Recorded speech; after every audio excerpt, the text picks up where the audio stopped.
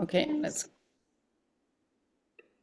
Just welcome everybody. Hello on this beautiful Sunday, whether it's morning, afternoon, or evening, wherever you are. Welcome to this call. We're so excited to have you here today. I am excited as we're coming in. I want you guys to turn on your cameras so that we can say hello. We've got a Ancient Secrets note taker. Okay. That's new. me. Oh, okay. We've got some new technology going on in the background, just trying to figure everything out. So great. I'd love to have you turn on your cameras. Today, we are going to have such a great time. Luke and Belle and Karen and Vinod and Sue, so glad that you guys are here, and Beverly and Bridget, hello, so good to see you. And Esther Francis and Katie and Larry, hello. Got Larry's book right here. so, so excited. Great. Well, while we're coming in, I would like you to put down in the chat, what dreams would you like to make a reality? What dreams would you like to make a reality? You know, Cornelia and I were talking about the 101 before we came on, and somebody in the group had just mentioned something about what she wanted, and Cornelia prodded her just a little bit more, and she said a little bit more grandiose dream, and then a little bit more grandiose dream. And that's kind of what I'd like to do. Is a lot of times when we start out with what do we want? Matter of fact, why don't we press our finger? What do we want? And let's do that 6 times. And let's see, what is it that you want? What is it that you want? What is it that you want? And when we press that finger and we say, what is it that we want? Let's take a look at what dreams do we want to have come true. And hope with that, I'm going to have you go right into our meditation. That's okay? That is okay. I'm happy to do it. Good morning, everybody. Before you do that, I just wanted to say this too. Today is January 20th, 2024, and we come together each week to be able to talk about the principles of this incredible book, Ancient Secrets of a Master Healer, a Western Skeptic, an Eastern Master, and Life's Greatest Secrets. So as all of you are filing in today, we're asked the question that we're putting in our mind before we go into the meditation is, what dreams do you want to make a reality? So Hope, go ahead and. Yeah, okay. Let's just close our eyes again, get comfy, just for a few minutes. Let's see if we can come together here and have a heart share. All right.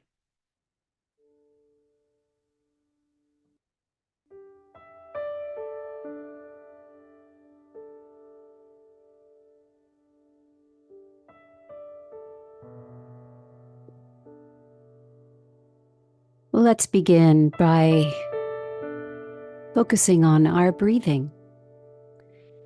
Let's begin at the heart center and imagine there is a tube running down through our bodies, down right into the earth.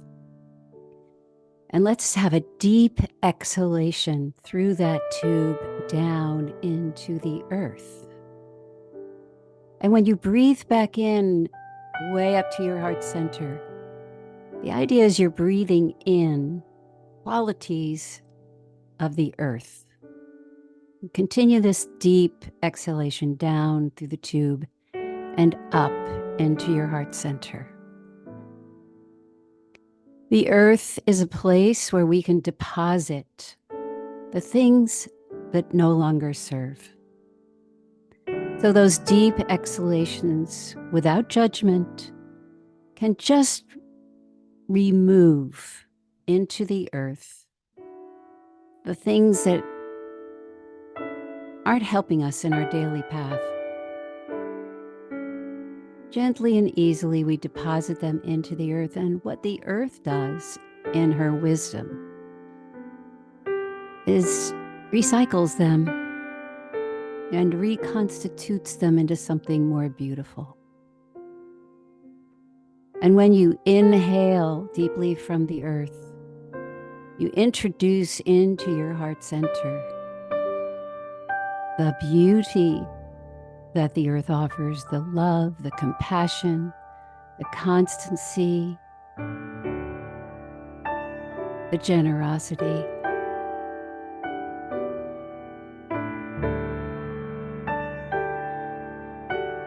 And your breathing may go deeper and deeper with every round.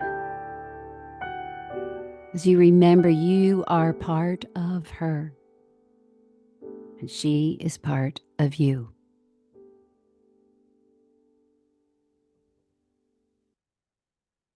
And now let's focus on the tube that runs from the heart center up through the crown of your head.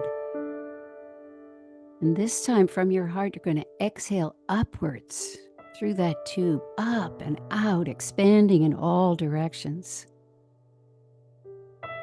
And when you breathe back in, you're breathing back into your heart center, all that lies above and around you all the time. All the love, all the light, all the support from unseen beings, yet are present with us each and every moment. We forget sometimes.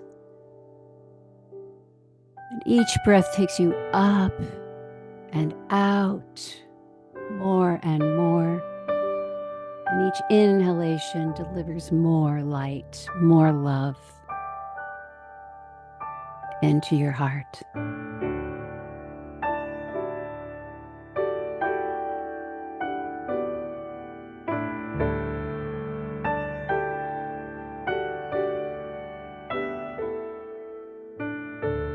And now let's try to breathe in from above and below into the heart center.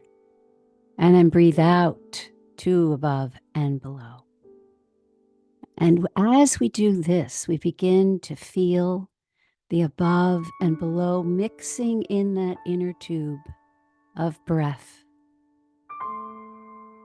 So we are connecting heaven and earth within our very bodies. And we understand that we truly are conduits for these equally spiritual realms. We're the ones who can walk and talk and take action with their guidance. If you want to add a little infinity wave in your heart as you're doing this, go ahead. A little figure eight of flowing water, full of love and compassion.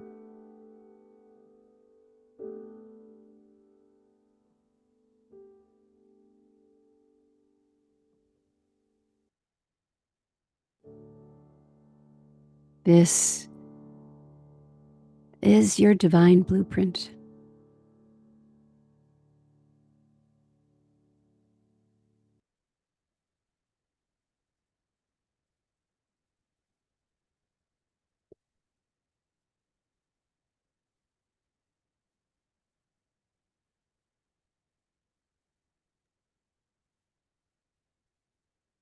Always so amazed at how incredible your meditations are. They're so deep and they hit the core of who we truly are. They hit my soul. They're beautiful. So glad.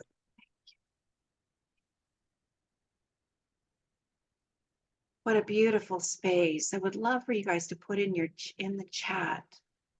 What are you guys feeling and experiencing right now? Just is such a beautiful heart space for me.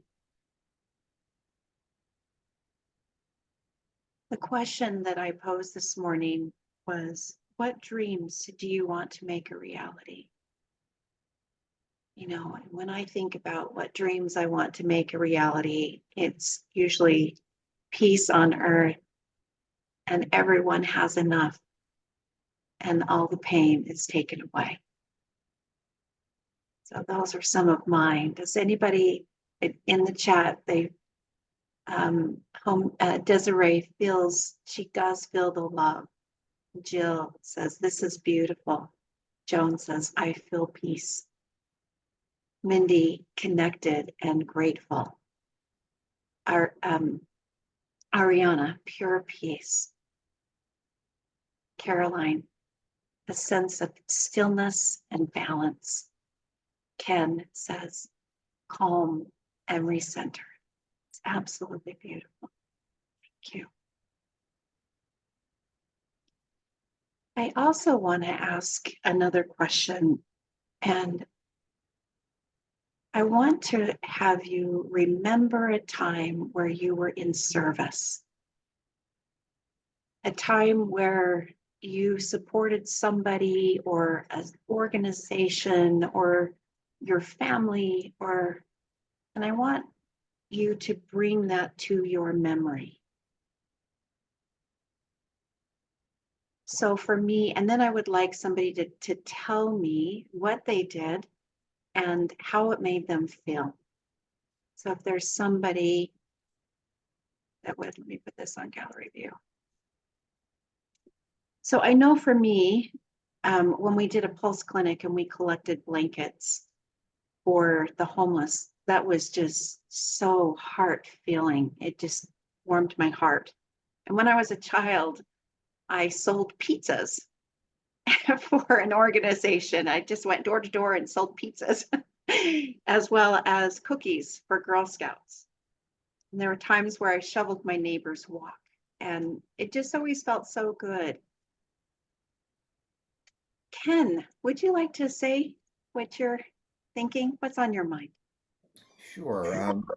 Recently, I've been traveling back and forth to Colombia. I've got some property down there, and it's an efficient place to get health care in this in this America. Is the healthcare system is broken, and down there they still seem to be able to get it right. And dealing with some issues in my back, I was able to seek out and find a good therapeutic massage person down there. And while I was getting some body work done, I just noticed that there was something going on with her. And I've been a master practitioner of neurolinguistic programming for years, and I do healing work with some folks. And I just said to her, Trudy, what's going on with you? So enough about me. Let's talk about you here. You've got some stuff going on, and it's tumultuous for her. She's got a small child and a fairly new relationship, and just wasn't going particularly well. And so we were able to spend some time working on her. And although our time together was truncated because of the chaos in her personal environment, I was able to get some things done with her and stay connected with her. And she was able to release a lot of past trauma with her parents, and be able to reframe a lot of what she considered to be burdens from her parents as a young child into gifts that she could open and realize that they were doing the best they could, and to open each gift and know that there was a message in there from her parents, knowing that she was going to lead an independent and difficult life. And so she was able to reframe so much of that, and continues to do so on a daily basis. And as we've stayed in contact, her relationship is blossoming, and things are really opening for her life. So I just feel so blessed that out of my own trauma, the universe continues to put me into the path of people that need my help. And so Awesome. I feel very blessed for my traumas these days, in that it allows me to serve others. So, Oh, Ken, that's awesome. Thank you so much for sharing. I'm so glad that was, wow, that was big. That was. Karen, would you like to share next? Thank you, Ken. Good morning. Yesterday I have a friend that moved last week, and she has really major back problems and can't lift. And so of course she can't bend over even to open boxes. And so yesterday I went over and unloaded all of her things for the kitchen, and we got the kitchen set up and the bathroom set up, and then I took her to the grocery store to get groceries. So that felt like a big accomplishment, and now she can eat her food. So I have to do more of that, get some more things done for her, and I might have to bring somebody over to do some of the heavy lifting that I can't do. So and I gave her a card that talked about starting a new life and that there was lots of hope and things were going to get better, and she was starting a new adventure. So she has a lot of emotional issues. So I'm hoping that I can share what I know, and that she'll take it in and move forward. So and I've known her since college. She was a roommate for my last semester at college. So long time commitment and help to help her. That's awesome, Karen. Thank you. Thank you. Thank you. Robin. So when you asked the question, the first thing that popped into my mind was that I had gone to Burundi in the summer of 2014 to teach and empower people how to make biosand water filters to make their own clean water. And one of the guys on the last day, as we were kind of cleaning up, and we had given away, I think we gave away 56 certificates to people who came to at least 3 out of 5 of the days that we trained, which was completely phenomenal. And one of the guys came up, I didn't even know he spoke English, and he thanked us for empowering the people in his village to be able with this skill, because over 50% of the people have lost at least one child in their family due to waterborne illness. Oh. And so that sense of empowering people is one of the reasons I like the marma so much, because you only need your 2 hands and you can do it anywhere. You could teach other people. And so that's one of my favorite things about the Ancient Secrets, and why I created my little marmazine. And I'll wind up dropping a link to the chat in it, because every once in a while people are like, how do we get that? How do we get that? So I'll drop the link in the chat. But the Ancient Secrets overall are so empowering to people. And that's one of the reasons I love being part of this community. So beautiful. It's very true. When you look at it from that depth, where, a family, each family has probably lost a family member or a child to waterborne illness. That's just, wow. It's amazing, the service that what you were doing has supported that community. It's amazing.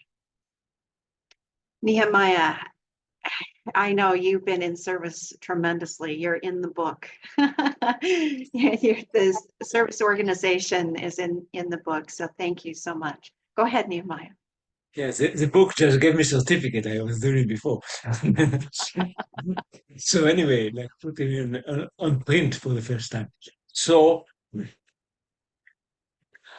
I start from the Tama, reached to the kibbutz, 5 years old from outside, and they were all born at the kibbutz. And from long distance, kids, we think they're all good and all this. The kids are mixed up also, or whatever. So from the long distance, they felt that somebody with in confidence comes. So they're waiting for me, a welcome committee, on a big hill with red hand, like a Native American. And when I came, they ran down to beat me and shouted, they called me by nickname, instead of Nehemiah, Lachmaniah, like whatever it is, like they gave me a nickname and started to beat me and beat me for a few years. Until I fought the king one day, and everybody was rah for the king, but I didn't let him win me because I didn't want to be beaten anymore. And then they stopped beating me. But that wasn't the transformation. This was one transformation. This I'm now 7 or 8. I am around 13, and I'm still inconfident. And then for some reason, I chose to embrace to create with my creativity that I didn't know about even. a Big Brother organization that went to the nearby city, by the way, a place that now is bombarded or whatever, Kiryat Shmone, and we gave a, what do you call it, support to the kids, teaching them to pass the test, you know? Mm, And that's all of a beautiful. sudden, there was a power in me. There were 50 people coming with me to do it. And I was doing the service, and since then, 8 other organizations came.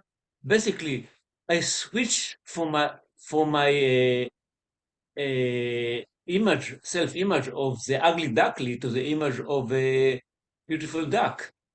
And since then, do I have any confidence? Sometimes yes, because we all do. It's part of the human existence until we are realized. But basically, I'm confident like to speak now and to do whatever.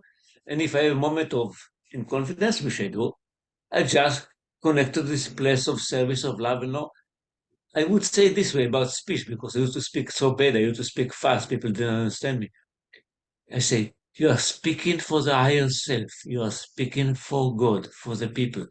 And then my speech slow down and I move to a service mode and there's no more problem with my speech. I mean, I have an Oh, accent, but it's no problem. So that's it. that's beautiful. Thank you so much, Anne. Thank you. Jill. And after Jill, we're going to move on with the program. Go ahead, Jill. Hey, hi. So in England, we have something called a food bank. I don't know if you have in America or anywhere else. And our local church, you can take supplies in each day between, or it's Monday to Friday, each between 11 and 4.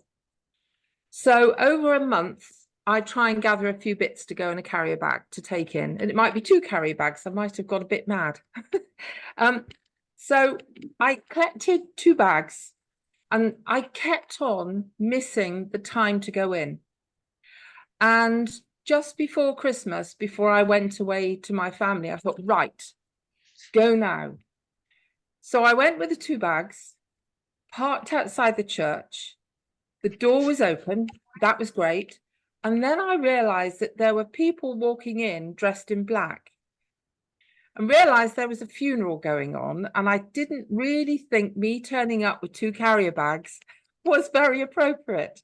But the one time I've actually remembered, managed it, and the door's been open.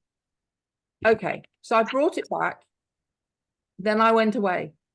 So when I came back, I noticed on one of our local Facebook groups, a woman was asking when the actual food bank was on where you could go in and receive the goods that people had been donating.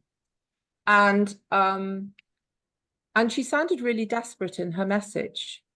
And I realized that the food bank wasn't accessible to anyone for about another 6 days.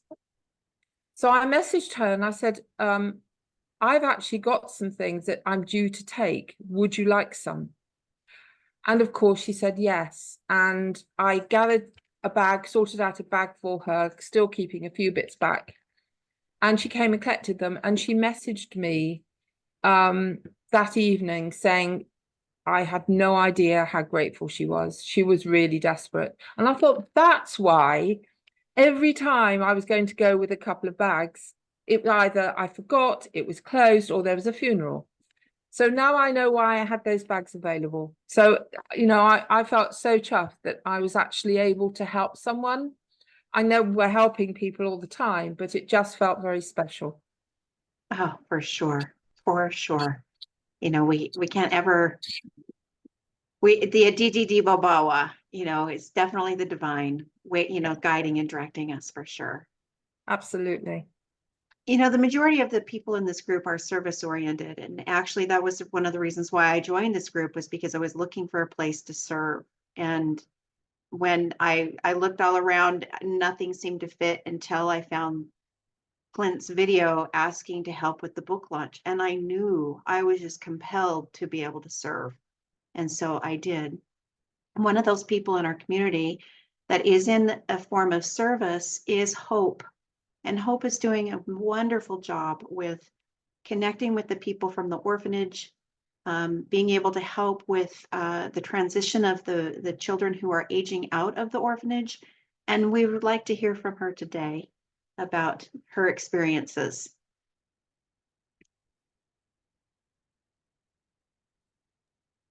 Well, hi, everybody. And I have to, in case you haven't heard any part of the story before, this is a conversation that started last year in Nepal with my roommate, Beverly.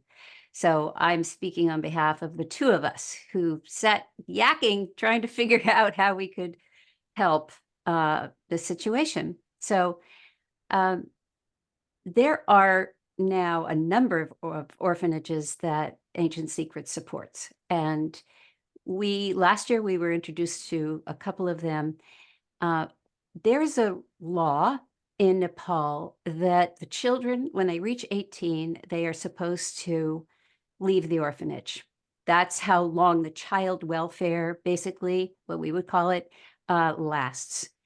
Now, up until this point, there has been no safe house, some in between, some intermediary place for them to go. They basically have to leave with no money, with very little life skills, if any, and find their way. It's sometimes these children have just disappeared into the abyss. Some have stayed in touch, but not very many. So Beverly and I really were concerned about this and started asking questions about it last year when we were there. It's been a very slow process to get in a regular contact with the two incredibly beautiful gentlemen who basically are Ancient Secrets eyes and ears, making sure that all the funds are going exactly where they need to go to the growing array of orphanages. Their names are Pratik and GC. And so I've had now a series of meetings with them. The one in November precipitated a course of action. We're finding our way, we're feeling our way with this. But one of the things we did, we said, okay, we need to have somebody go around to each of the children. There are 40 of them now. 40, I'm saying children, but they're teenagers, young adults. And the reason why, by the way, there's so many right now is because many of them have stayed in the orphanage even though they're supposed to leave. They've become workers for a very small stipend in order to have a roof over their heads and food. However, it's not just that. For those of us who were in Nepal and experienced these orphanages firsthand, it's a love bubble that is very hard to leave. I mean, there are 30 kids who just are a hive. They're a troop, and extracting yourself from that and going through the doors and all of a sudden being in the midwife world would be completely daunting to anybody. But these are also children who've been somewhat sheltered by this environment. And Beverly and I just kept going, oh my God, they're going to just hit their heads against the wall. And this could be devastating and lonely, So anyway, we hired a lovely man, a 50-year teaching veteran named Dr. Baral. And in December, he went on every Saturday to all the different orphanages and he interviewed all 40 of these soon-to-be alumni of the orphanages to ask them, what do you want? Just exactly what we are asked by Dr. Naram and Clint all the time. What do you want? Well, of course, they probably have a very narrow view of what they want. They don't know all the options, but this was only the first round of interviews. And so on Thursday night, we had a meeting again with Dr. Baral to find out what he had discovered. Well, the first thing I want to say, and this is so crucial, and it brought me to tears. He said, in my 50 years of teaching, all different ages, 20 years at university, teaching wealthy students, not so wealthy students, he said, I have never in my life encountered such positivity and enthusiasm than those children. And I still get choked up because when we were there in their milieu, it's completely intoxicating. And you think, oh, well, maybe that all of Nepal is like this. No, no. These orphanages are really doing something special. And it just underscores even more to me how important it is to support them, to lift them up as they leave and give them a little bit of protection as they start to go out into the world. We don't want them to lose this precious, precious quality that they have. So what we have thought about and a general idea right now, I have a big dream of having a hotel that's defunct, that they can have floors that are for girls, floors for boys, cafeteria. We can teach life skills, and it can be centrally located, and they can go to what, if they want to go to school or vocational, whatever they want to do, they have a roof for 2 years, 3 years, and they can start to earn money and go on their way. But that's not necessarily achievable. What we can do is place them in a variety of hostels around Kathmandu. Some are going to be closer to some institute of learning. Some are closer to another institute of learning. So not everybody wants to go on to school, to university. Many of them have nobody's ever even said to them, by the way, you can go to university. It's just not even in their purview. We have to also remember there's a caste system in Nepal, and orphanage children are at the very, very bottom rung. However, the good news is that there are scholarships for that level of society. So Dr. Baral is going to go back and do a second round of interviews, also offer ideas that are sort of out of the box of the children who kind of have a narrow view. Some things like Leonora suggested an eco-village. Now, we don't know. There might be 1 or 2 kids who will go for that. Most of them want to get into the city, want to, live an exciting life. But that's not necessarily true for everybody. So we're thinking if we can place them in hostels, maybe 5 hostels around the city, 4, I don't know, and get them cover their living expenses. So the hostel provides food, at least for another year until we come up with a better solution. That's what we're going to do. The deadline really is May or June. And we have not worked out the budget yet. I have to be very upfront about that. We have to figure out which of the children truly do want to become students, because there will be books, there will be tuition. If they don't get scholarships, there will be transportation. Then we have to figure out which ones actually do want to do vocational school, et cetera, and cover the basics. So what I know is that we're going to need to raise a good chunk of change. And even though I can't tell you exactly what the number is today, I have an idea. And I think it's a fun idea, and I think it's a creative idea. So ready? Here goes. We are coming up on Valentine's Day. How would it be if every member of Ancient Secrets, and I think there are 10,000, something like that, what if every member of Ancient Secrets had a little Valentine party? Now, it could be online, it could be in person, it could be any combination of things. It could be a cookie party, it could be, I don't know, Valentine's card making party, it could be a little before Valentine's, a little after Valentine's. The whole idea is this is a time when we're really focused on what comes from the heart.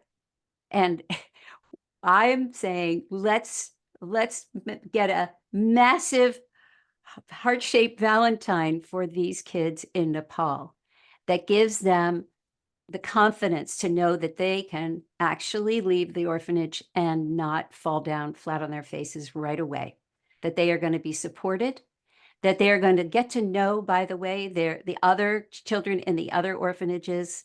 The team is going to start having what we would call mixers, gatherings, so that when they leave and if they get placed in an orphanage with other children from the other orphanages, they're not strangers. They'll feel like family.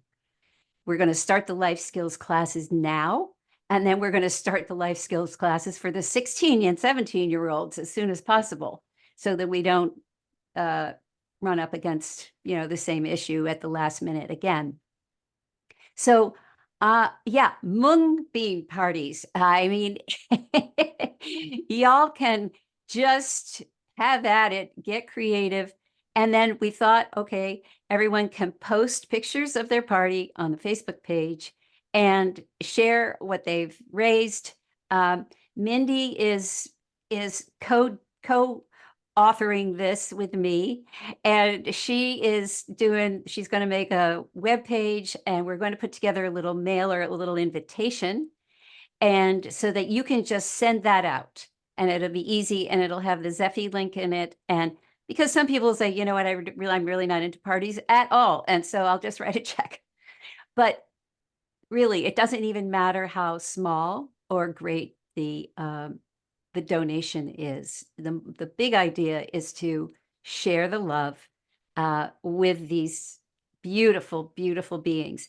And I have to believe, because talking about service, I had no idea that I would be compelled to be doing this right now, but I can't get out of it. I am so involved in my heart with these children. And all year long, I've been in touch with one of the young men who is going to be graduating from high school. And so it's definitely calling me in a heart space way. And it's calling Mindy too, and it's calling Beverly too. So I'm going back to Nepal this March with Clint and another group. And I'm going to be hopefully useful on the ground in furthering these ideas that we have. And I'll report back. I'll bring a lot of pictures so you can see them for yourselves. And so that's about it. Thank you. Yeah. Yeah. So let me make sure that I understand you correctly. So on or around the 14th of February, you would like people to get creative with their ability to be able to serve and to be able to raise a little bit of money to donate to the Ancient Secrets.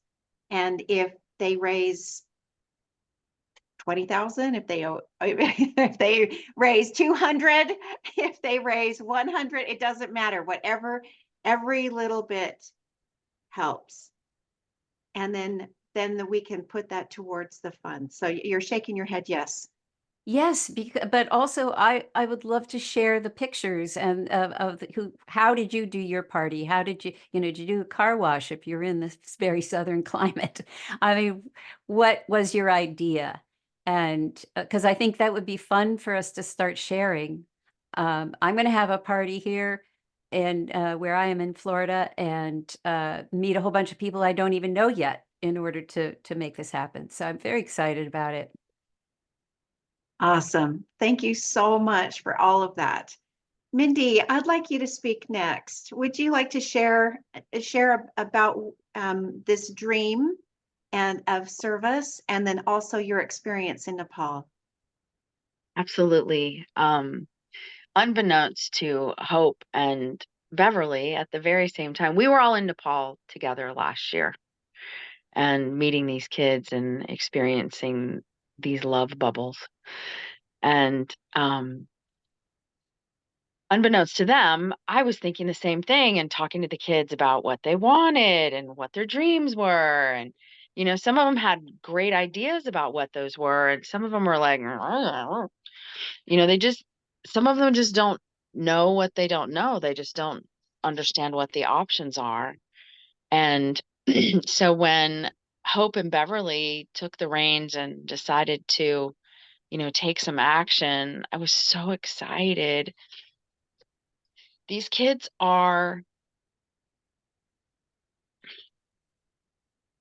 we have so much, most of us have so much opportunity in the States. There's programs through churches, there's programs through communities, there's programs through the government, and there's support out there. And some of that is the case in Nepal, but it's very different. And like she said, these kids are seen as the lowest of low. And yet they have these beautiful, hopeful, amazing souls because of growing up in these bubbles. But imagine having that experience of connectedness and growing up with 30, and then you turn 18 or you graduate high school and you're out. That's it. Go figure it out. The orphanages themselves, like Hope said, they find ways to support these humans, these kids that they've loved all this time, but their main focus has to be on taking care of the ones that are under 18 and the new ones that are coming. So teaching life skills to them before they ever leave the orphanage is going to be a tremendous value to these children. And then having a safe place to land and take away the stress of, it's ending. What do I do? I'm losing my family. I'm losing my support. To have a place to bridge their lives. I mean, 18. Does anybody here think 18 is an adult? I mean, technically it is, but it's not. So, just because you've had a magical birthday doesn't mean that suddenly you know everything you need to know to take care of yourself. So being there with these children was absolutely inspiring and magical. And being in their presence, you can't help but want to help them.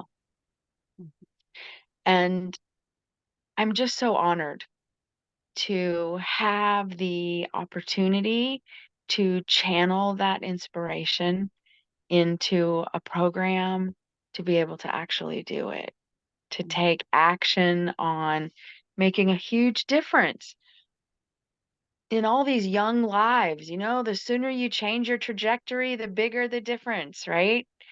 So I'm just thrilled and honored and excited to be at Hope's party. And I hope all of you can see these faces. And I've actually been speaking with this one. She's so adorable. And she's already out of the system, but she's still working at the orphanage. Anyway, I hope you all as well are inspired to create some magic in your life, in your day, in your circle that benefits the people that you connect with in person and then benefits these amazing souls. I'm so honored to be a part of this community. It's an endless opportunity to feel and experience and create goodness. I love you all. Thank you so much, Mindy. Both of these women are amazing women. Hope, when her book came out, and unfortunately I've got my book by the side of my bed, so I don't have it near me, but she created a book. Yeah, Katie's got a book. Let me spot. There you go, Hope. Let's see. Let me spotlight. Hope, go ahead and hold it up. There we go. Yeah, so she created this book, and on her launch of her book, she donated some of the proceeds to the orphanage. And so, there's a creative way of being able to donate and raise money for the orphanage. And then Mindy's got a heart of gold.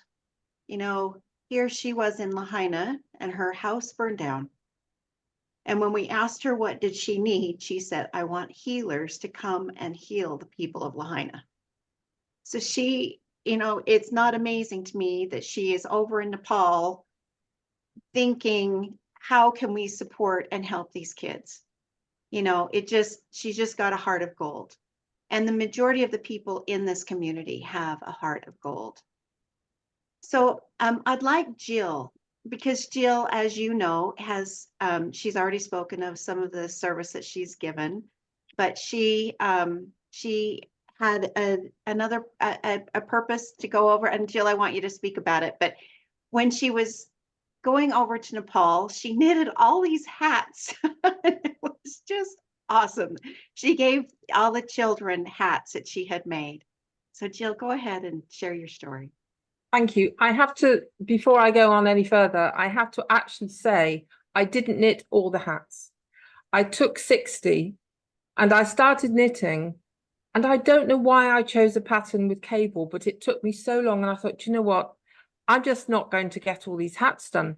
So I put out a request on Facebook, and I had so many people knitting hats. It was amazing, and it was great because I felt they felt as though they had a purpose, and so I knitted quite a lot of them, but not all of them. So what happened for me was when dear Den passed, some of you, well, a lot of you will have remembered Denny. I always called her Den. When she passed, Dr. Clint came over for the funeral, and we had the wake in the there's an orchard out from my house because I live on a sort of big farm estate, and the landlady said we could use the grass to hold, oh yep, there's some of the hats, to hold the wake afterwards. And Clint came over and he said, oh, I've got something to share with you. I thought, oh, and he said, we so loved Danny and the love that she was. And we've chosen to rename the part of the orphanage, part of the foundation that funds the orphanage in Nepal, because at that time there was only the one, to the Denny Dakin Love Foundation. And it, I'd been crying all day anyway, and that just totally finished me off. It was such a beautiful thing to share with me. And then he said that there was he was organizing a group to go to Nepal. And of course I knew I had to go. And it became a very big love mission to get me there. And I didn't have the funds to go. And so I fundraised in different ways. I had quite a few pieces of jewelry that were mine that had been Denny's. And so I said, okay, if anybody would like a piece, if they give a donation, I didn't want to put a price on anything. So people from all around the world, I was sending pieces of jewelry or crystals to America, to Australia, to other places in England. It was just extraordinary. And then I was doing lots of car boot sales, and people were giving me items to sell at car boot sales. And then someone said, Jill, you need to do a GoFundMe page. Well, that is a totally different kettle of fish, because it's one thing selling or gifting things, and it's another thing standing saying, will you support me? And anyway, I raised the money needed to go very quickly, which was extraordinary. So I kind of knew I had to be there, and going to the orphanage was just extraordinary. You really do think, and I know others have said this, you think you're going there to offer love, but actually they're the ones offering you love. And it literally, is a bubble. It's just a bubble of love. And they just so supportive of each other. The older ones look after the little ones, and and almost vice versa. It's just an extraordinary experience, and I feel very envious of those that are going this year, because I so would love to go back, but it's financially not possible at the moment. And I don't think I can do another GoFundMe before anybody suggests that, because so many people gifted, and I don't feel I can sort of put that out there again, not at the moment anyway. But for me, it was just the love that emanated. And then in the middle of it all, Clint had said to me, Jill, I'd like you to talk about, because the other thing is that Denny and myself were writing a book about her life history. And as some of you know, and some of you helped, I've got the book here, I'm going to show it. This book, which some of you I know already have, Love is the Only Truth. And it's a story of Den, and it's also one-to-one sessions, techniques, and some very funny stories, things that happened to the pair of us, that if anyone's read the book, they are all 100% true, because I know some of them are quite hard to believe they actually happened, but they did. And I didn't know why Dr. Clint had asked me for a picture of Danny. And I gave it to him, or I might have sent it across. And what he didn't tell me is that two things. One was that I had to talk about Denny to the children. Well, a lot of you know Den's background, and it was really horrific because she started her life in an orphanage too, as did I.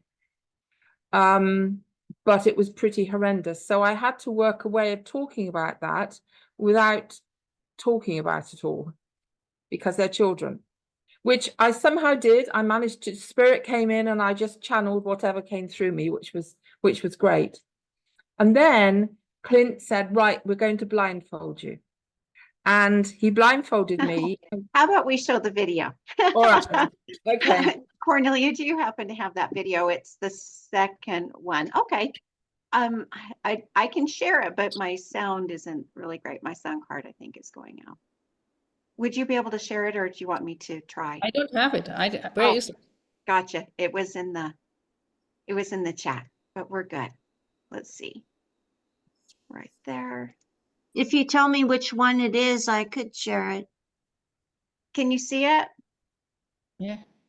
Yes, there's no sound.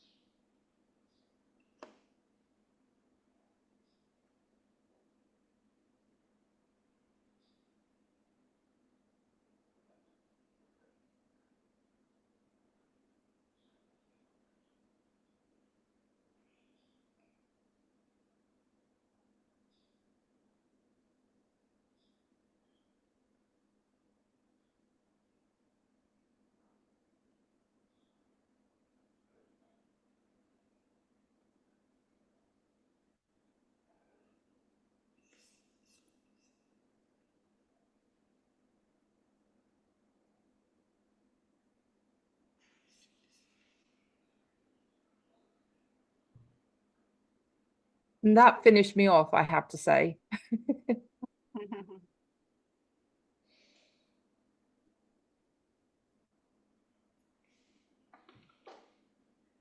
It was very special, as you can see. And the group hug literally finished me off. It was very beautiful. So yeah, it's very, very special place, and I'm so thrilled of the ideas of helping those that are about to leave their home, their special place. I think it's very special. So thank you so much. Thank you. And also, you know, Denny's got in the coloring book, there's some pages of Denny and Jill with the hats. And then of course, the proceeds, you know, some of the proceeds of the book, the purchase of the book goes to the funds. So thank you, Jill. Thank you. It's my pleasure. It's, you know, yeah. It's magical, and it's magical that the proceeds, a lot of the proceeds go to the orphanage because, or orphanages, because Denny started her life in an orphanage, and as did I, but my experience was nothing like hers. So, you know, it's and it's a very special book. I was at a Mind Body Spirit show yesterday, and I had a big pile of them I'd taken with me, and I was shocked because they all went. And people kept on saying, we're really drawn to this book. We've just had to come back and look at it. And not just one person, 3 or 4 people all said the same thing and bought it. So that I'm thrilled at that. So it really is very special. It truly is. It truly is. Thank you. Heidi. Okay. Heidi, I would love to have you speak next. A lot of the people in the community, they have their stories in the book. Their names may have been changed, but they had sessions with Denny, and then they put their stories in the book. So Heidi, would you like to share your experience? Heidi went over to the orphanage as well. Go ahead, Heidi. Yeah. It was really beautiful. The first thing that really struck me was the people of Nepal. You know, they press their hands to their hearts, saying namaste, literally meaning the light in me bows to the light in you. So I instantly just felt the heart of the people there. And each morning we were greeted that way, you know, namaste. The kids, as everybody has mentioned, yes, just so special. And the love bubble that keeps being spoken about is real. And I think about my own kids, you know, my daughter's 21 now and my son's 17, making their way in the world, and how challenging that can be with a loving mother and father, you know, and these kids to not have that, but to have each other. You know, it's so important. And I didn't see it when I was over there at the time. I was just there, you know, being really present. But to have the foresight, and for Hope and Beverly and Mindy to be thinking, you know, a step ahead. Oh, those kids, they're truly just so filled with love and joy, and they're artists and they're dancers. And I mean, it was just like magic. They put on a talent show for us, showcasing their dancing abilities and their singing abilities and the art that they produced. I mean, it's just tremendous. So to be able to give in this way to them, I mean, anything is possible. And I've been a part of a number of large capital campaigns where you start with this, you start with the vision, you plant the seed, you see a better way, and then you get to work, right? You figure out what the budget is, and then you just take bite-sized pieces, which is what I believe is being suggested here by Hope. We can all do something. We can all contribute, even if it's $200 at your bake sale at school or something, you know? So I really believe in the power of love and community. And when those two come together with this vision, anything is possible. So thank you. And I love you, and I'm with you. Thank you, Heidi. You know, as you were speaking, and, you know, and even others have said it today, where, you know, the children, we go there thinking that we're going to support them, and they actually are giving us love. You know, can you imagine them, the conversation that they may have after we leave, and they're like, boy, isn't it so sad that these people don't have love like we do every single day? You know, Yeah. and we're so grateful to be able to have this community where there's so much love that exists inside of here. But I would love to be able to live my life in a love bubble every single day. How amazing would that be? It's here now. We're in it. We're in it. So true. It's so true. Cornelia, did you have anything you would like to share as well? Yeah, I can speak as well. As you know, probably I was there as well, and you saw briefly the picture before. And that is really one of my favorite moments, actually, being with these kids walking up to the waterfall and to the cave.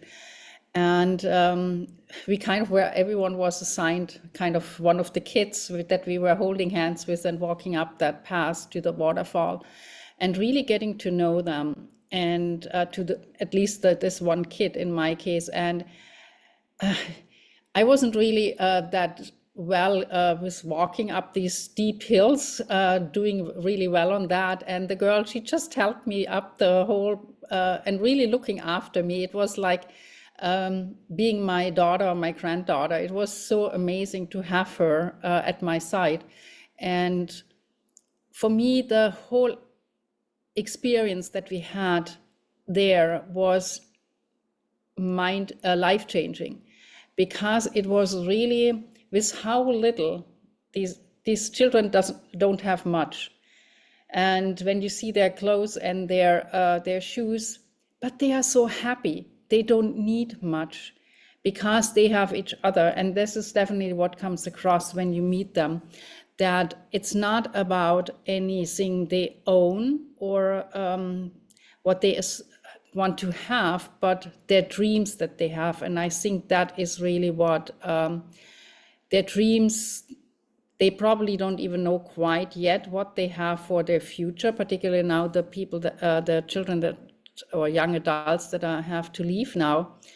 But what if we could all help them to come closer to the lives that they are longing for in the future?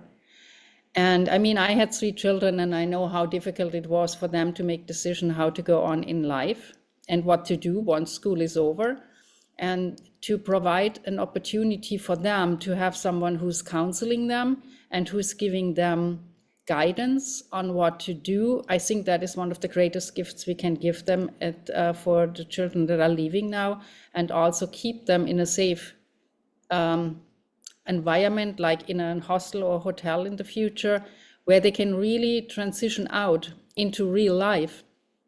And so I know there are so many ideas that everyone can have here, what we can all do together in order to achieve that. And I'm so looking forward to it. Won't be this year, but I hope that I can go back next year to Nepal and see them all again.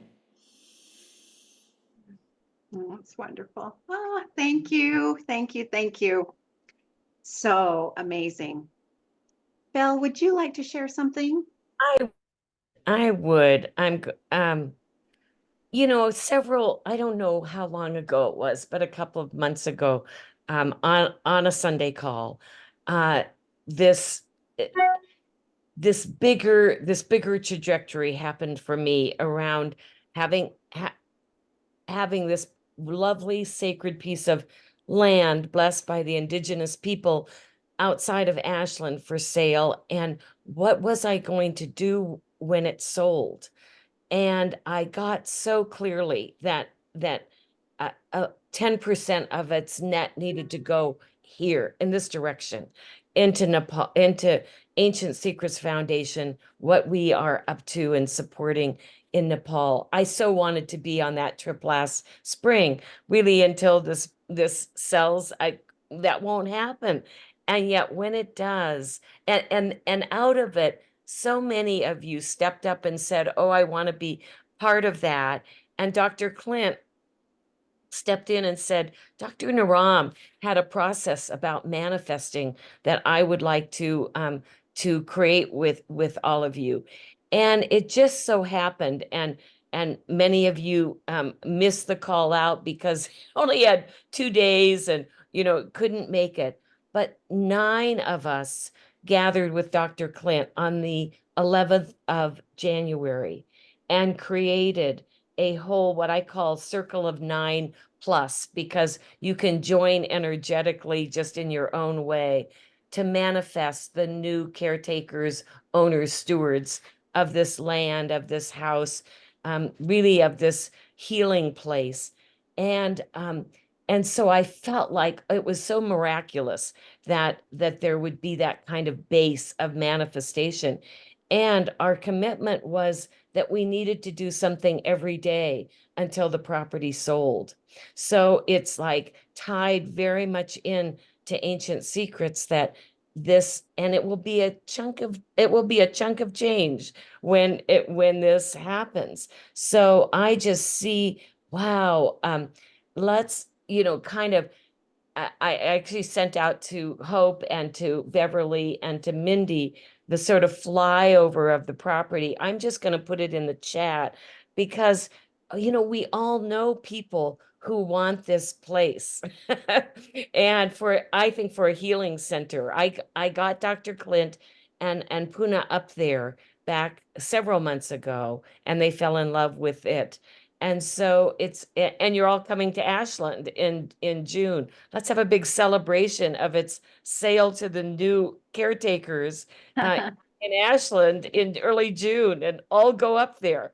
So anyway, I feel, you know, so, and the other thing that I saw as you're all sharing is that my grandboys and my 2 daughters, I mean, we all need to go there to Nepal to be with kind of our new family, you know, what our legacy has helped move forward. And it's just like, you know, broadening our perspective of what it is to be human and on the planet in 2024. So I wanted to share that. Thank you, Jana. No, thank you so much, Bill. That's a huge contribution when the property does sell. It's a huge contribution. Thank you for your heart on that. Thank you. Shifra, really quickly. Yeah, I was just going to say a couple things. It's just, it's beautiful what you said, that it was the love that was shown to these children in these particular homes that were offered to them that was what allowed them to shine. And I guess my guess is that if that love was shown to any child, no matter where they were, anyone in that love bubble would have, it doesn't take away from those children, because here some people are saying they're the lowest of the low, which sounds completely ridiculous. But that it's that love, and that sometimes I think in our society that's so focused on buy this, buy that, get this, get that, comparison, that piece is missing. And I think that, it's a beautiful thing to be a part of that. And if I can, I don't find it always easy to take love in. So I'm doing my best to do that. And I just think it's a beautiful effort. And I believe that, and I think that's beautiful what Belle is doing with her land. And that if that could be the guiding principle of our society, it would be very different from here in this country to the Middle East, to Gaza, to Israel, to Nepal. And I hope that that I would love to go there in in the not too distant future, and be able to meet those kids. And yeah, and I'm happy to write poems that people could buy, and just take the proceeds of that to support those children, because they are our kids. And I mean, obviously we can't necessarily do this for everyone in the world, but it's kind of a model for that there's no disposable people on this planet. Nobody's disposable. Nobody's, I mean, some of the greatest teachers have said the least of us. And Different. You have said so much. So thank you. That's it. Well, you've said so much in the part that you said. And the one thing that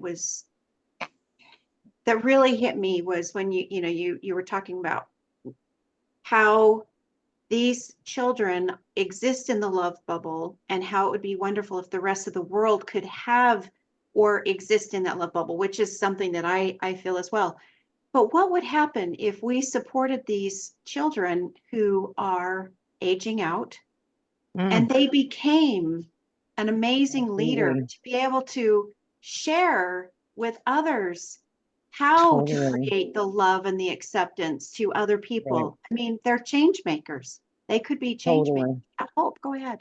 Yeah, I'm glad you said that, because I wanted to, I didn't mention that the whole goal here is to create a network that's a feedback loop. So as these children go out and start to build their lives, they're always relating back to the ones who are coming out the door next. And they build connections. Maybe they help them financially, but so instead of these kids just leaving the orphanage and kind of disappearing into the mist, now we have a whole network of people, so that 5 years from now, 6 years from now, when an 18-year-old leaves, he's going to have, or she's going to have, hundreds of people to maybe lift them up. Hey, live here. Hey, go to this school. Hey, here's $10, whatever, and it's just going to keep growing over time. And hopefully someday it'll be self-sustaining. Yeah. Yeah. One of the reasons why we support the children in Nepal is because Dr. Naram supported the children in Nepal. And we are carrying on, in that legacy and in that lineage. Yes. Beverly.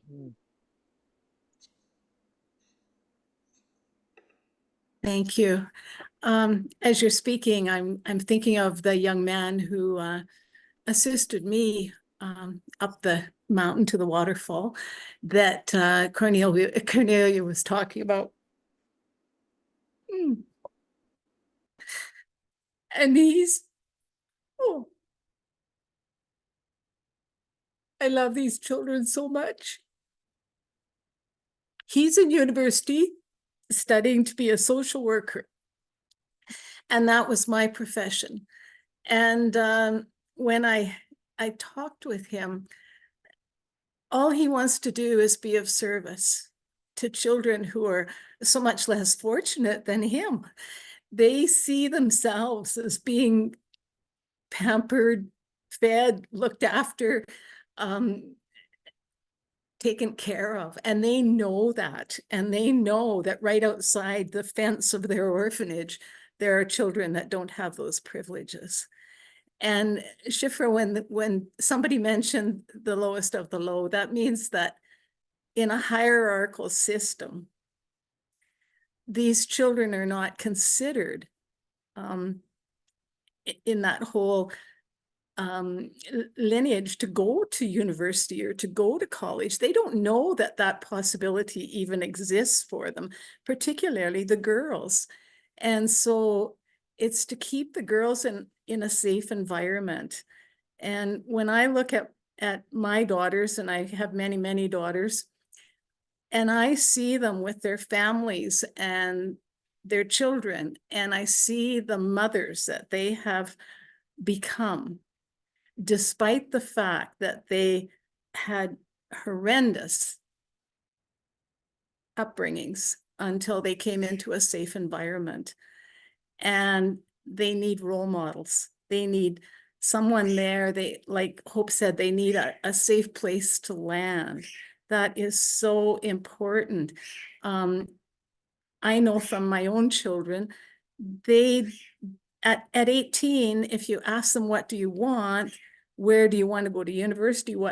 They don't know the possibilities. And sometimes they get into university or into college and that's not what they want. And then they change careers 2 or 3 times and they have to experiment with different ways. And so it's not about just pushing our children out. And if they had the opportunity, if they could leave safely, they would all be waiting for the day they turn 18 and off they'd go.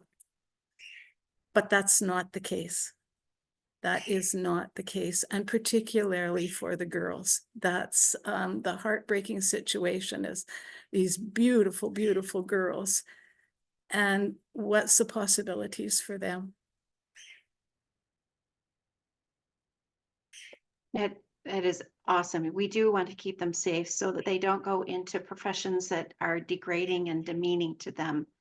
So Or Mindy, be sold to somebody as a commodity, as a wife, whatever, and not have the opportunity. These girls, when you ask them what do they want to help the kids out around the orphanage. They want to be of service. They want to share the love that they've felt and that they've gotten.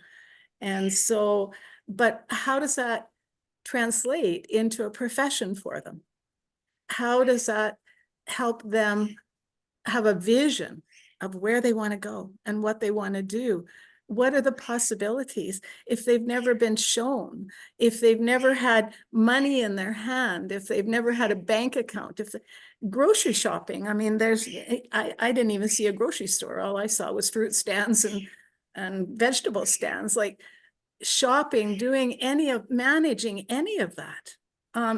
If you say to them something like cleaning the house, well, if you've got 14, 16 girls sharing a bedroom in bunk beds, how does that translate to keeping a house, cleaning a house, looking after your environment? They don't have the opportunities that our kids have to learn every day. And so we sheltering them in place and then expecting them to be able to transition on their own is not a reality. Thank you. Mindy. Beverly, thank you so much for bringing that up. That was actually an experience that several of the girls have had. Their family, their extended family in the system that they're with, they couldn't take them on as children and raise them, but they would come back for them and then match them with other people with, the girls didn't have a lot of say in that. But that is going on. The many of the girls that we spoke to mentioned these kinds of things. And I made sure with the overseers or the managers of the moms and dads of the orphanages that was accurate. So obviously we want to make sure that doesn't happen. The other thing I wanted to mention was I know that all of you are just bubbling and brimming with ideas on how to help.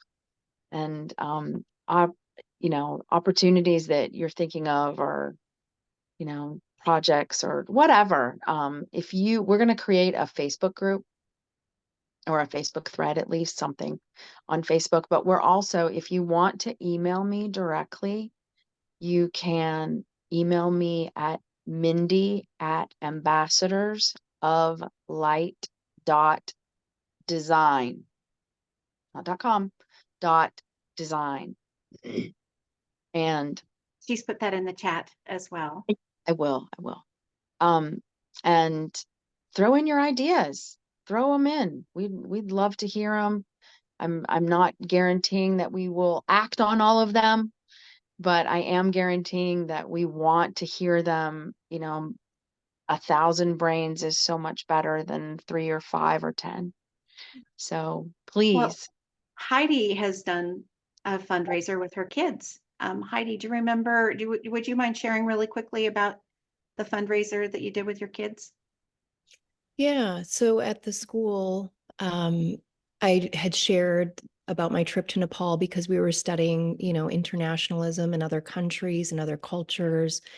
And the kids at the school were so inspired to help that they said, why don't we do a bake sale? And so they went around and got all of the items donated, baked banana bread, cookies, bars, I mean, you name it.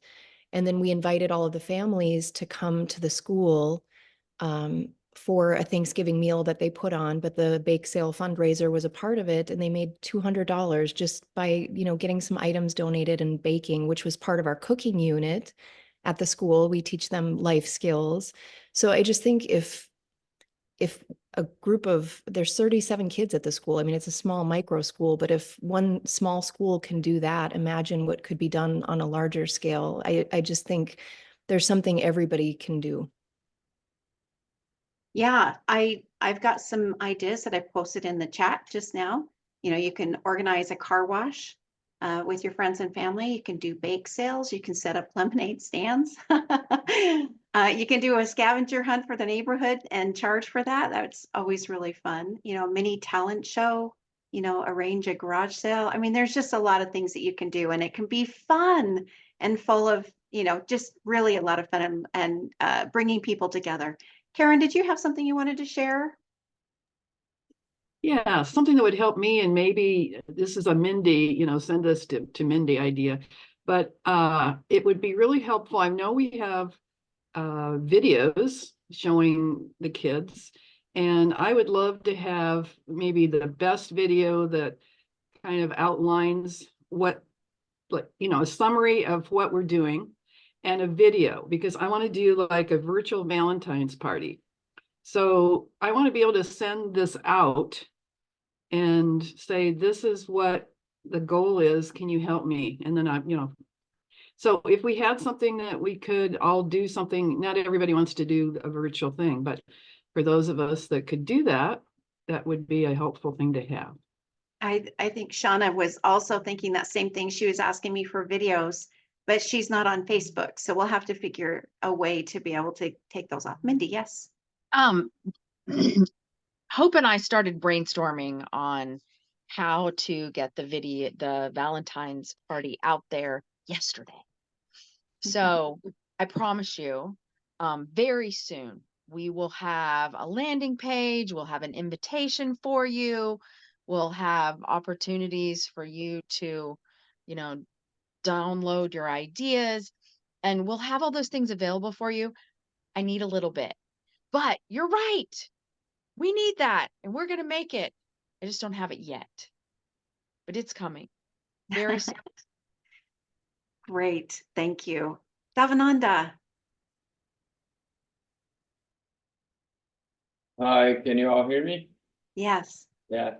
Sorry, the kids may be in the background sound. So I was hearing this whole conversation about I was observing the concern when these kids leave the orphanage, right? It's interesting because a few years ago, Grazi and I were talking like, yeah, we see all this support, but what happened when they leave, you know? So it not maybe the concern to only this orphanage, but many others as well. Can you imagine? So I see this orphanage. I don't know about others, but I see this one as the privilege to have the support of this community. And when I was just observing you guys talking, I was like a hub, like something like a community for these kids. They're transitioning from getting out of the orphanage.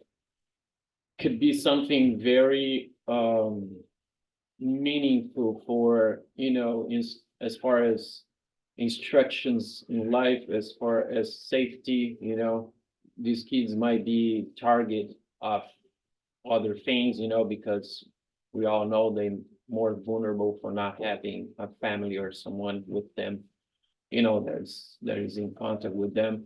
So I was thinking a hub being created, like be it like an institution, or be it like started with a Facebook group where they could be having access and be part of it. Because in a difficult time, when some of them like alone or going through new challenges, can always connect to people and meet social media, right? As the group that we have in Facebook, but going deeper can be, you know, a foundation also that is specifically for kids of that are transitioning out of the orphanage, but not only for that orphanage, they be able to connect to other orphanages as well.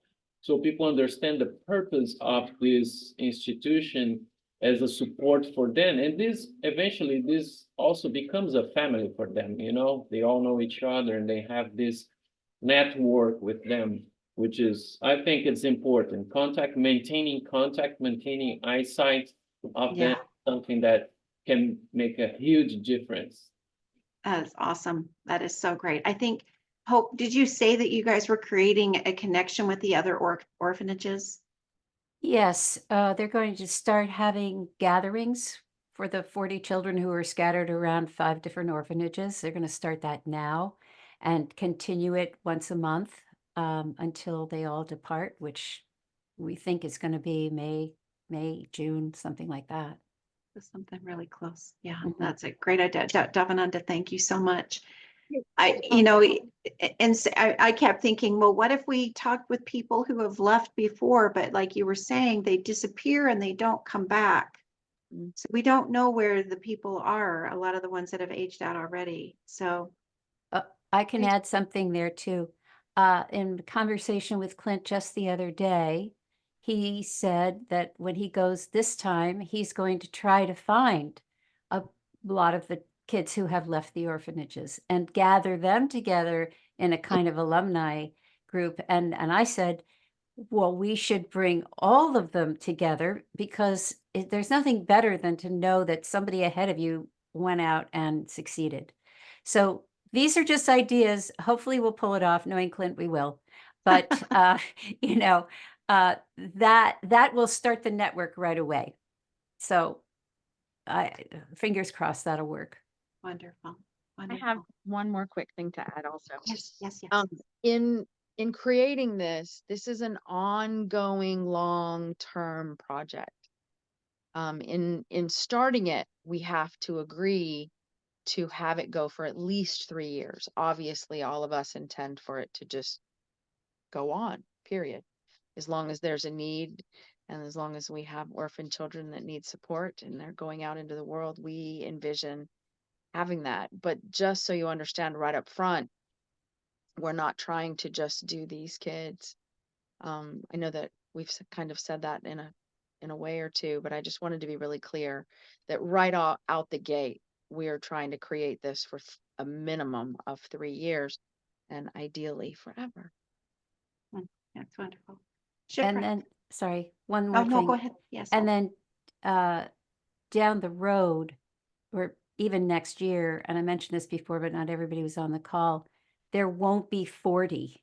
You know, there'll be fewer people because we'll be getting them right as they're coming out. There won't be a buildup from the children who have opted to stay within the orphanage. That's our hope, at least. That's a very good point. Very good point. Mm. Great. Shifra. Yeah, I was just wondering, well, I had a question. Is there any other configuration of a home, if you don't call it an orphanage, where they could live? That's one question. And then the other thought I had is, well, what about, like the children themselves having counsel and, obviously, here we have more access to funds and money, et cetera, but asking them what they need and what they want and what their ideas are, so that we're, because I just see so much concern for the well-being, not just now, so that, the girls, Yeah. that if they marry, Right. people who really love them, that the boys aren't being, and that they're not being sex trafficked and the boys are not being drafted into an army, and that they have, an opportunity for a great life where they're safe and can, Yeah. develop to their full potential. But just, my feeling is that when the people who are being served are kind of the driving force behind it. So, what do they want? What do they need? What are their ideas That's about so it? great. And then That's so how do we help to facilitate? Because the programs that I was in, the ones that worked the best, were run, but the main focus was on the people themselves who were in that group determining what they needed. So that seems to be, that's my thought in any capacity. And then are there things, maybe it's not possible, but seems like there's a lot of inequities, the people who benefit from doing crazy kind of things. And maybe if there's some way, to stop that. I mean, I know there's cultural differences, but some of this just seems like some people benefit from Well, inequity. it's so Anyway, great that you're those are thinking the that thoughts. same way, Yeah, Shifra. It's those so are the great thoughts. because Yeah. that's exactly what Hope had been talking about, is that they did go to the children and say, what do you want? And to be able Right. to identify where they needed to go, as well as some of the Right. other things that you addressed. I'm sorry, I lost track of them. Hope, did you Oh. have anything that you wanted to add to that? Any thoughts that came to your mind? Well, just in case anybody else didn't hear that part, because it was really at the beginning, that not only are we interviewing them once, but twice and then 3 times. And with the third interview, it'll have the next steps that they need to take. I mean, they need to start learning how to process through life, right? So we'll come up with the 3, 5, 10 steps that you need for this particular goal. And then they are going to have to do some of those steps. And there are going to be some things that we'll be able to help facilitate. So they're very much a part of the process. And you said that the life skills that they were going to teach. So Shifra, you had mentioned that the life, Yeah. they are going to be teaching them life skills to be Yeah. able Yeah. to go out into the world. So yeah, And thank I you. think a lot of conversation in the chat about human trafficking and being brought into military service and whatnot. And we all know that stuff happens. We all know it does. It's a valid concern. I think that what we're talking about doing, I don't know that we're attacking that head on, but I think by offering this pipeline, these kids don't turn 18 and then just like Hope says, get lost in the mist. They're in the pipeline. Somebody's keeping track of them.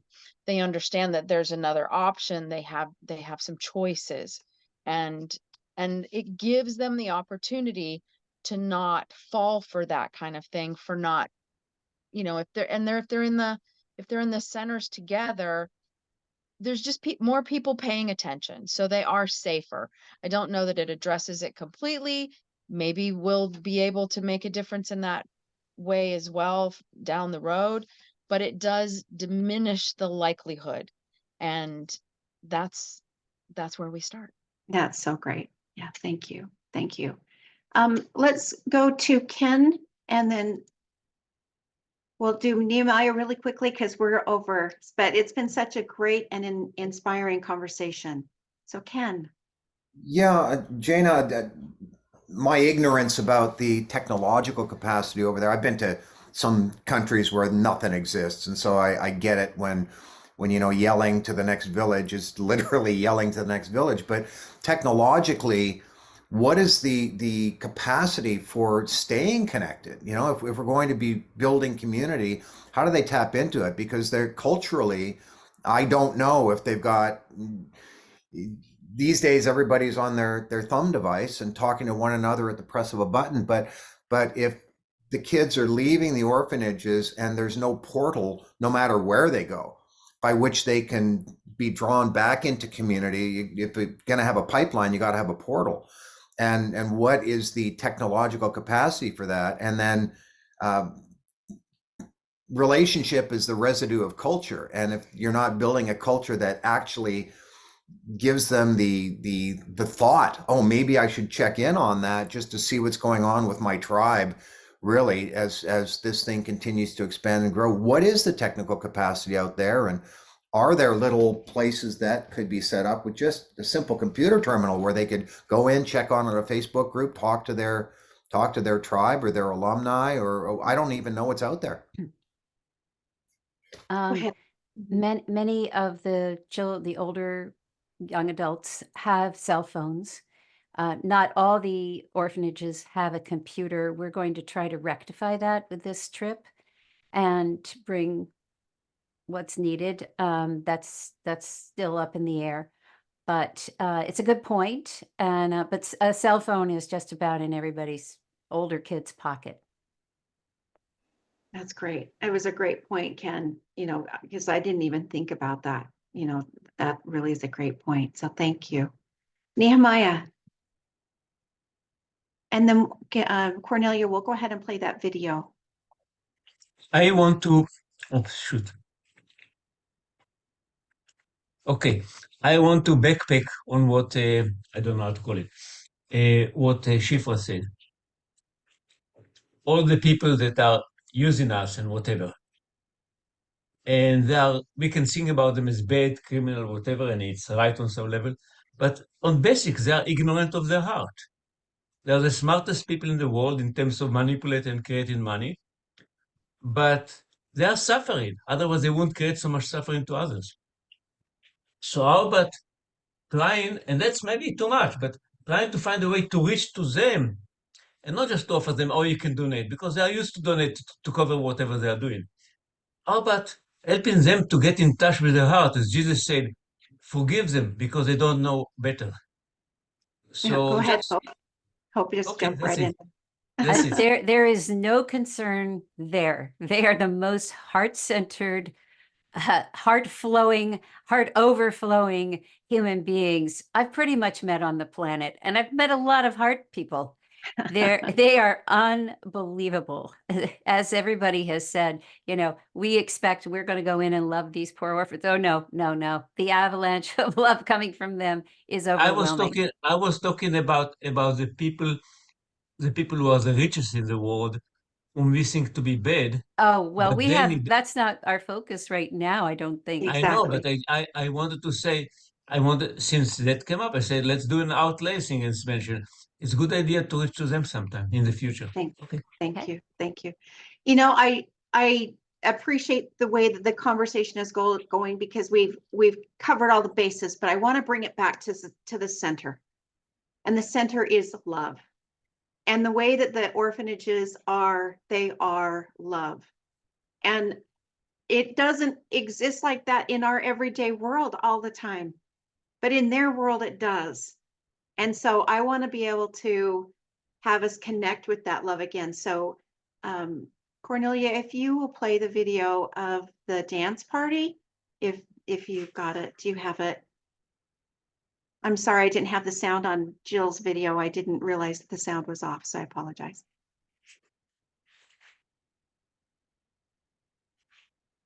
Anyway, so we're going to experience a dance party that happened on Father's Day in Nepal, and then we'll just close the meeting.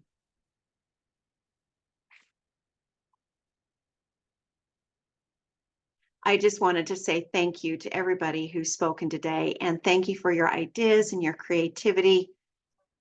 Thank you for your hearts and the desire to support and desire to help.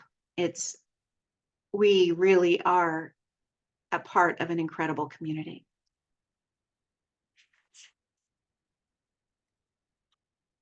Is there anything anybody else would like to say? Oh, great. Here we go.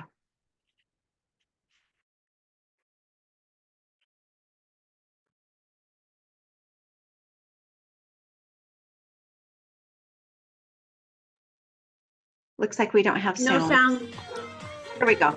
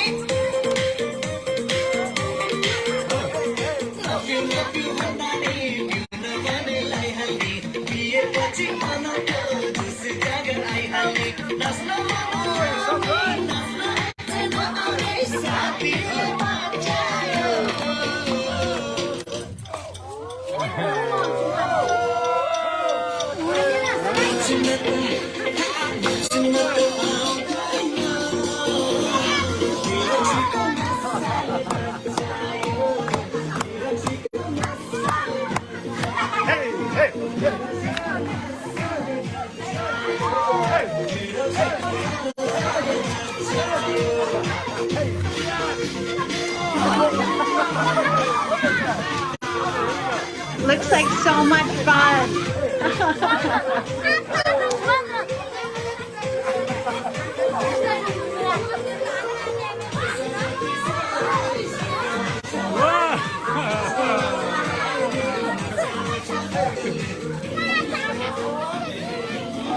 Thank you, Cornelia. Thank you. Wonderful. Well, let's go ahead and unmute ourselves. Let's rub our hands together and give a big blast to everybody who's participated today. Thank you, thank you, thank you.